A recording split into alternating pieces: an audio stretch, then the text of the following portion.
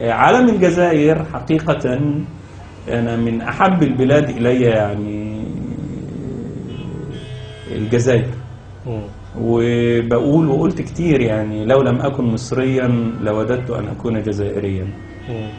اللي يزعل يزعل واللي ما يزعلش ما يزعلش. أنا عارف إن بعض اللي ما بيفهموش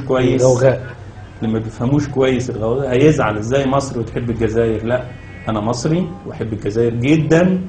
بحب الجزائر كأرض وكشعب. بحب أرض الجزائر وشعب الجزائر. وبقول مرة تانية لو لم أكن مصريا لوددت أن أكون جزائريا. وامبارح كانت الجزائر بتلعب في كأس العالم مع سلوفينيا.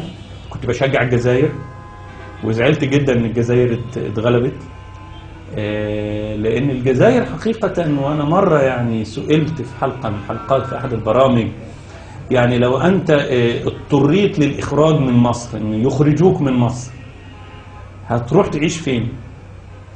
فقلت له هروح اعيش في المدينة المنورة.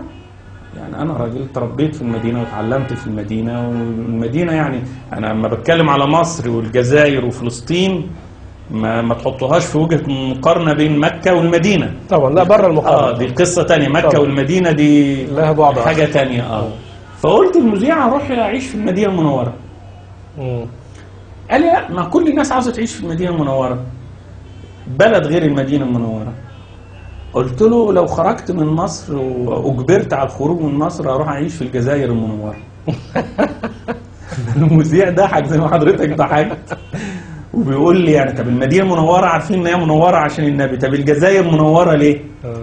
فقلت له الجزائر منورة لان النبي صلى الله عليه وسلم بيقول لنا ان الشهيد اول ضفة الدم تخرج من الشهيد تنير ما بين السماء والارض. فما بالك ب1.5 مليون او 2 مليون شهيد في الجزائر اناروا ما بين السماء والارض. فالجزائر منورة بدماء الشهداء التي تدفق. مش محتاجين شرح اكتر من كده على الحدق انه يفهم، وعلى اللي مش عايز يفهم انه ما يفهمش.